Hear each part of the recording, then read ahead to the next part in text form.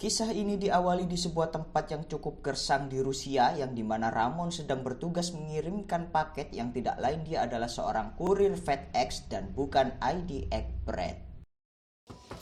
Mrs. Peterson. Beralih kepada sang tokoh utama Chuck, dia adalah seorang pimpinan dari para kurir yang dimana ia sangat tegas dan sensitif dengan yang namanya waktu, sampai-sampai dia pernah meminjam sepeda uklik dari seorang anak kecil demi mengirimkan paket tepat waktu. Kemudian ada sebuah kendala yang dimana salah satu truk paket mengalami kerusakan.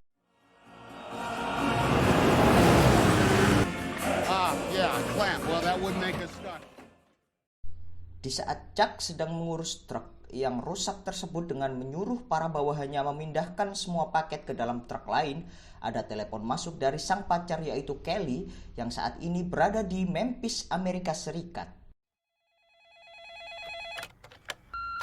Hello, Kelly, are you there? Pick up. Karena dia sangat merindukan Kelly yang katanya sangat imut, maka dia mengabarkan kalau dirinya akan sampai di Memphis 18 jam lagi, dan sebelum itu ia harus ke dokter gigi untuk mengatasi gigi berlubangnya karena dirinya tidak menggunakan pasta gigi Pepsodent. Kemudian kita diperlihatkan seorang pilot wanita bernama Gwen yang menanyakan kabar Mary, yakni itu adalah istri Stan yang sedang menderita sakit kanker. Ketika pesawat sudah mendarat, Chuck memberikan rekomendasi seorang dokter kepada Stan. So I'll get his number. Singkat cerita, Chuck langsung menemui Kelly, sang kekasih tercintanya, di tempat print-printan kampus yang di situ ia sedang mengeprint disertasinya. She's copying her dissertation. Karena mereka berdua merasakan kerinduan yang sangat luar biasa, akhirnya mereka melakukan gerakan pertemuan dua kepala yang nyangkut dan dibarengi dengan gerakan viral pada saat itu.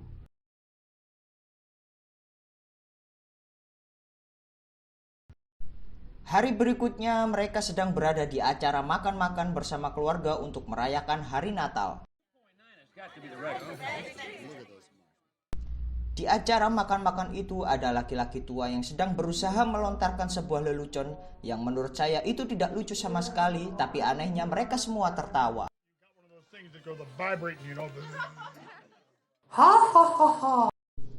Setelah kenyang, Kelly dan Chuck pergi keluar untuk berdiskusi kapan mereka berdua bisa ketemu kembali, karena Chuck akan pergi ke Malaysia untuk mengirimkan sebuah paket dan Chuck berjanji pada Kelly bahwa ia akan kembali sebelum malam tahun baru. Karena Chuck diburu waktu yang dimana ia harus mengirimkan paket ke Malaysia, ia bertukar hadiah Natal di dalam mobil, dan hadiah yang diterima Chuck adalah sebuah jam yang di situ ada foto Kelly yang terlihat sangat cantik dengan menggunakan filter anak hits di zaman itu. I'm always going to keep this on Memphis time. Kelly time. Sementara Kelly mendapat hadiah dari Chuck, yakni sebuah jurnal dan benda kecil aneh yang dibelinya di Rusia.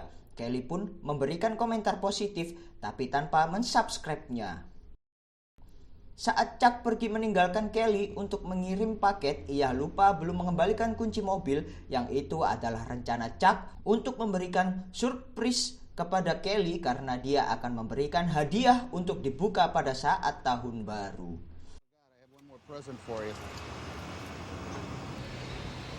Like say hand towels. Take it and hold on to it. You can open it on New Year's Eve. Ketika Chuck pergi, ia berjanji sekali lagi kepada Kelly bahwa ia akan kembali. I'll be right back.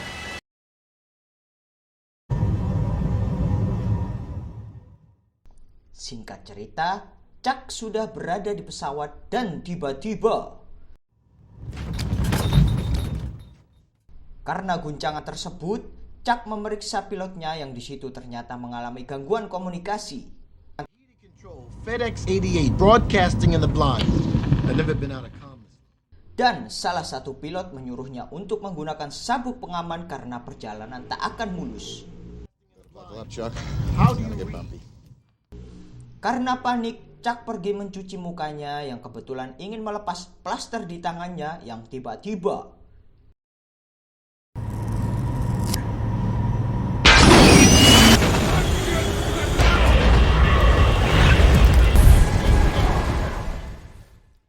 ketika situasi sedang tidak terkendali, Chuck melihat jam yang diberikan Kelly dan mengambilnya.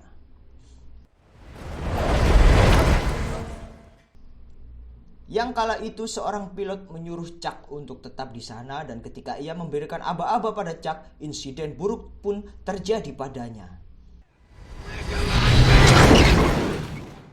Ya, ia terbentur atap dinding yang membuatnya kesakitan parah. Setelah guncangan pesawat yang luar biasa itu tak kunjung selesai, pesawat terlihat akan terjun di tengah-tengah laut.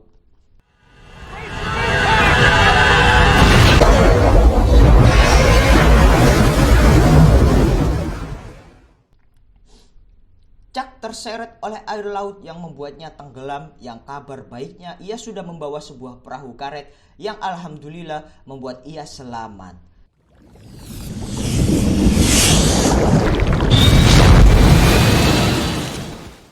Namun kabar buruknya ia terlempar beberapa kilometer karena ledakan dari kipas angin pesawat sehingga ia harus kembali tenggelam.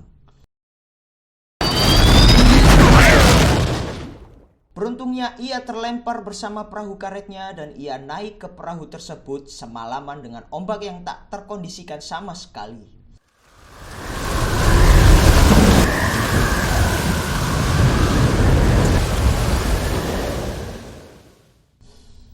Singkat cerita, Chuck sudah berada di sebuah pulau yang ketika itu ia menabrak bebatuan yang membuat perahu karetnya kempes.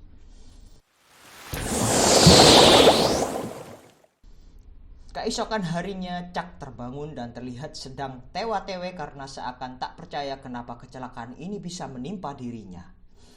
Kemudian ia melihat jam tangan yang diberikan Kelly dan mengeceknya apakah masih berfungsi atau tidak, karena ia tidak mau membuat kecewa Kelly atas kado yang diberikannya tersebut. Sembari melihat situasi apakah ada tanda kehidupan di pulau tersebut, ia juga mengumpulkan paket yang terjatuh dari pesawat. Kemudian ia menulis permintaan tolong di pasir pantai itu dengan harapan agar ada bala bantuan yang bisa menemukan dirinya.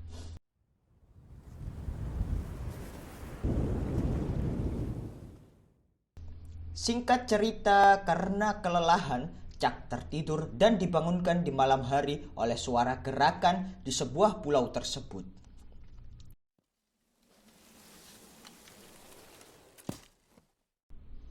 Keesokan harinya karena tulisan minta tolongnya tergerus oleh ombak, ia pun mengganti tulisan tersebut dengan bongkahan kayu dan mengumpulkan paket FedEx yang terjatuh dengan harapan bisa berguna untuk dirinya. Karena perut sudah tidak bisa dikondisikan dan di pulau tersebut juga tidak ada penjual nasi pecel yang dimana itu memang sangat nikmat jika disantap di pagi hari. Jadi Chuck memutuskan untuk mengumpulkan kelapa yang di pulau tersebut memang banyak sekali terdapat pohon kelapa.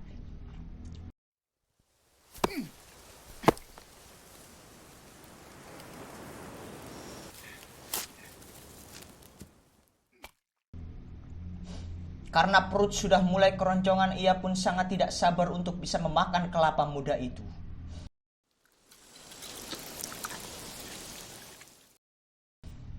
Untuk mengecek apakah tulisan permintaan tolongnya yang disusun dengan kayu itu bisa dilihat dari ketinggian, Chuck menaiki sebuah lembah batu dan tiba-tiba ia melihat sesuatu di atas sana. Ternyata itu adalah mayat salah satu pilot dan kemudian Chuck mengambil senter dan sepatu pilot itu karena ia butuh penerangan dan supaya kakinya tidak terkena karang laut yang cukup tajam. Setelah itu ia menguburnya.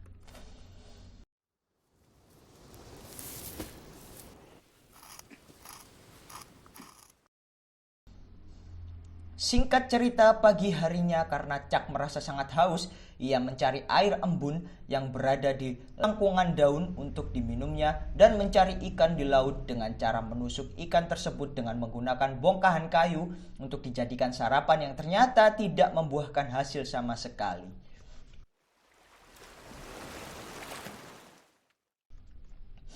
Malam telah tiba yang di situ Chuck melihat sebuah kapal yang sedang berlayar dan meneriakinya dengan menggunakan senter kecil dengan harapan kapal itu bisa melihat keberadaannya yang ternyata sedikit pun tidak membuahkan hasil. Help! Right here! Right here! Help! Come on, look here! Look! Pagi harinya Chuck nekat berlayar dengan menggunakan perahu karet bocor yang karena ombaknya memang cukup besar dan ia sudah terlanjur berada sangat jauh dari pulau itu, yang artinya sudah berada di tengah laut. Tiba-tiba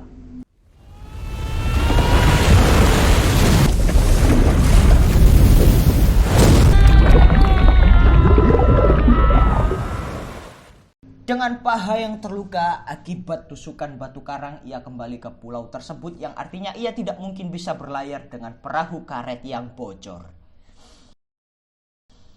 Karena hujan yang sangat deras, kemudian Chuck memasuki gua di pulau tersebut dan bermalam di sana.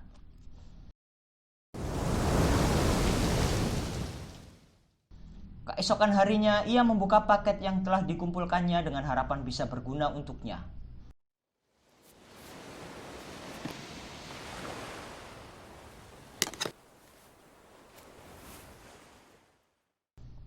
Dari kegiatan unboxing tersebut, ia menggunakan sepatu ice skating untuk membuka kelapa atau digunakannya sebagai pisau, renda-renda gaun untuk jaring ikan. Kita semua tahu bahwa api memang bisa didapatkan dengan menggesekkan dua kayu, yang ternyata itu tidaklah mudah seperti apa yang kita lihat di TV, dan saya pun juga pernah mencobanya, yang itu tidak membuahkan hasil sama sekali. Chuck pun demikian, ia cukup kesulitan untuk menyalakan sebuah api, yang itu dilakukannya hingga malam hari, dan esok harinya ia mencobanya lagi sampai-sampai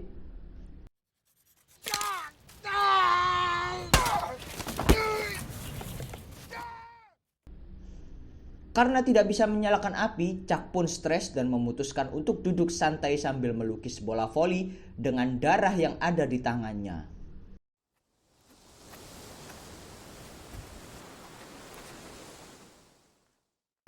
Setelah melukis bola voli, kemudian bola voli itu pun diletakkan di sebuah patahan kayu di sebelahnya, dan Chuck melanjutkan kegiatannya, yaitu menyalakan api.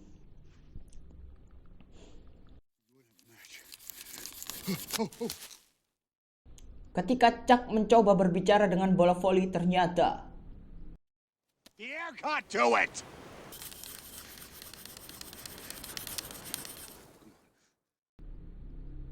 karena berhasil menciptakan api, Chuck sangat gembira parah.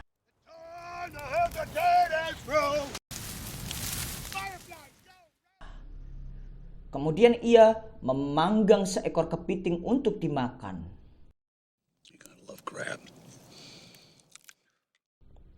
Di saat menikmati kepiting itu, ia tidak sadar memanggil bola voli itu dengan nama Wilson. Karena merasa sudah memiliki teman bicara, ia berdiskusi dengan Wilson tentang apakah ada kemungkinan bahwa dirinya akan ditemukan, dan hasilnya adalah They may never find us.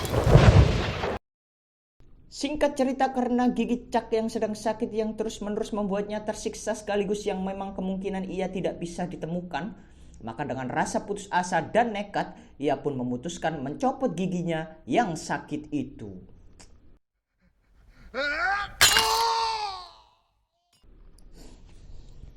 Tak terasa kehidupannya yang cukup sulit itu, yakni sendirian di sebuah pulau, sudah melewati 4 tahun sejak ia berada di sana. Ia sudah menjadi Chuck yang berbeda, dengan kemampuan berburu ikan yang lebih hebat.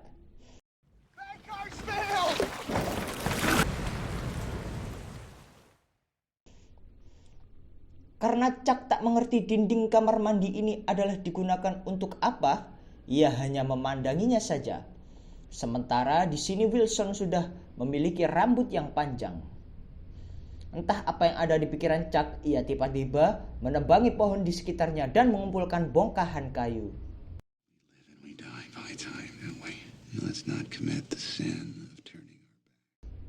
Ya, ternyata pengumpulan kayu tersebut adalah rencana Chuck untuk berlayar di laut. Kemudian di malam hari, terlihat Chuck sedang marah dengan Wilson. There on the ocean, than to stay here and talking to a goddamn volleyball! Karena khilaf ia mencari Wilson dan meminta maaf padanya dan berbaikan. Wilson! Wilson! Never again! Never again! Singkat cerita, sesuai jadwal keberangkatan yang dimana di bulan Maret dan April adalah saat terbaik untuk air pasang dan angin lepas pantai, Chuck pun mulai berlayar dengan menggunakan rakit kayu kecil.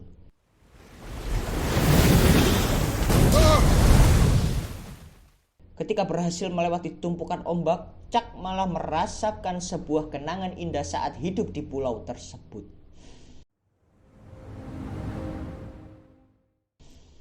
Ketika hari sudah mulai larut malam dan Chuck terlihat masih mendayung perahu kecilnya, tiba-tiba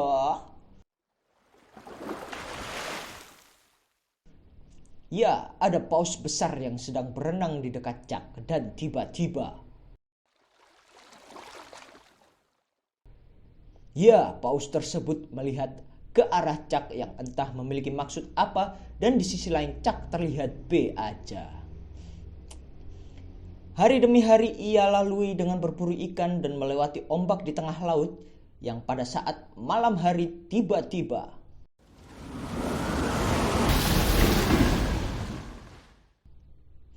ya, karena badai yang menerjang, hal itu membuat dinding toilet itu lepas dan terbawa ombak.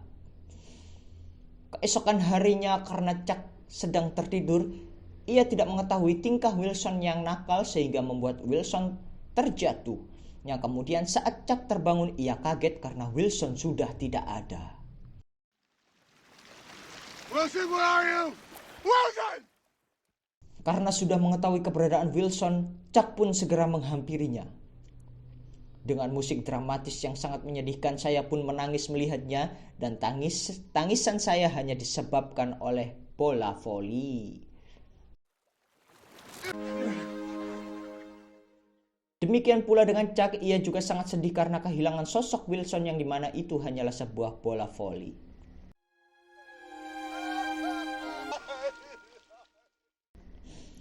Keesokan paginya Chuck terlihat sudah move on dengan bola voli itu dan kembali berlayar yang karena kecapean ia tertidur.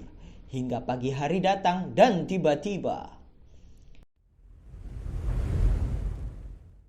ya, kabar gembiranya adalah ia berhasil ditemukan. Kemudian pihak kapal menghubungi Kelly dan habis.